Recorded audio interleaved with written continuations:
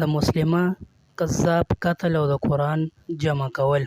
د نبی اکرم صلی الله علیه وسلم د وفات نه پس د مسلمه کذاب چې د نبی علیه السلام په موجودګۍ کې د نبوت دعوه کړې وه اثر په زیاتېدو شو او چونکې عربو کې مرتد کېدل په زور شور شروع شوي وو. په دې سره دی نور هم طاقتور شو. حضرت ابوبکر صدیق رضی الله تعالی عنہ د سره جنگ وکړو. الله تعالی اسلام ته غلبه ورکړه او مسلمه قتل شو. خو په دې جنگ کې د صحابه کرامو رضی الله تعالی عنہ اجمعین یو لوی جماعت هم شهید شو. خصوصا د قرآن پاک د حافظانو یوه لویه ډله شهیده شوه. حضرت عمر رضی الله تعالی عنہ د امیر المؤمنین حضرت ابوبکر صدیق رضی الله تعالی عنہ په خدمت کې حاضر شو او عرض یې وکړو چې دې جنگ کې کاریان ډیر شهیدان شول. که چېرې دغه رنګې یو دوه جنګونو کې نور شهیدان شي نو د قرآن پاک ډیره حصه د ضایع کېدو خطر ده.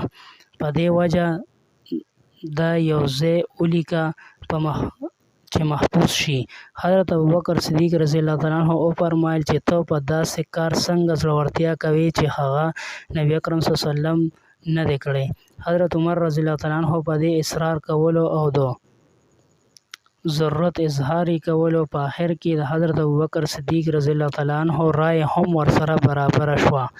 نو حضرت زید بن ثابت رضی الله تعالی عنہ چې د هغه کیسه 11 باب کیسه 13 کې را روانه ده یې راوغوښتلو. زید رضی الله تعالی عنہ فرمایي چې زه د حضرت ابوبکر صدیق رضی الله تعالی عنہ خدمت کې حاضر شوم. نو حضرت عمر رضی الله تعالی عنہ هم تشریف فرماو. حضرت ابوبکر صدیق رضی الله تعالی عنہ اول خپلې او د حضرت عمر رضی الله تعالی عنہ ټولې خبرې اترې بیان کړې. دې نه پس یې ارشاد وفرمایو چې تو ځوان او عقلمند یې، په تا باندې هیڅ قسمه بدګماني نشته او د دې ټولو خبرو نه علاوه دا چې په خپله د نبی اکرم صلی الله علیه وسلم زمانه کې هم تو وحی لیکلو باندې پاتې شوی یې. په دې وجه دا کار هم تو وکړه. د خلکو نه قرآن پاک را جمع کړه او یو ځای یې نقل کړه. زید رضی الله تعالی عنہ فرمایي چې په الله تعالی مې د قسم وي که چېرې ماته یې دا حکم کړی وي چې پلانې ونړوه د هغه ځای نه یې دې خوا را بدل کړه نو دا حکم زما دپاره د قرآن پاک جمع کولو د حکم نه آسان و. ما عرض وکړو چې تاسو داسې کار څنګه کوئ کوم چې نبی علیه السلام نه دی کړی. دغې حضراتو زه پوهولم. یو حدیث کې راغلی دی چې حضرت ابوبکر صدیق رضی الله تعالی عنہ زید رضی الله تعالی عنہ ته وفرمایل که چېرې ته د عمر رضی الله تعالی عنہ ملګرتیا وکړې نو زه به د دې حکم درکړم او که نه کوې نو بیا زه هم اراده نه لرم. زید بن ثابت رضی الله تعالی عنہ وایي چې ډېر ساعت خبرو اترو نه پس الله جل شانه زما هم دې طرف ته سینه پرانستله چې قرآن پاک یو ځای جمع کړی شي.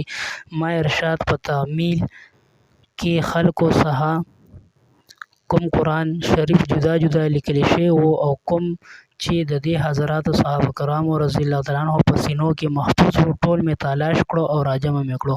پیدا کې لیکي دې کیسه کې اول خو د دې حضراتو د اتباع اهتمام معلومیږي چې د غرب بدلول دوی دپاره د دې نه آسان و چې داسې کار وکړی شي کوم چې نبی علیه السلام نه وي کړی. دې نه پس د کلام پاک جمع کول کوم چې د دین بنیاد دی الله تعالی د دې حضراتو په عملنامه کې ایښی و. بیا حضرت زید رضی الله تعالی عنہ دومره اهتمام د دې په جمع کولو کې وکړو چې هیڅ یو آیات به یې بغیر د لیکلو نه اخیستو او هغې لیکل به یې اخیستو. کوم چې د نبی اکرم صلی الله علیه وسلم د زمانې لیکل وو د هغې نه به یې جمع کول او د حافظانو د سینو سره به یې د هغې مقابله کوله. او چونکې ټول قرآن شریف جدا جدا ځایونو کې لیکل شوی و په دې وجه د هغې په تلاش کې اگر که څه محنت ضرور وکړی شو خو ټول بیا موندی شو.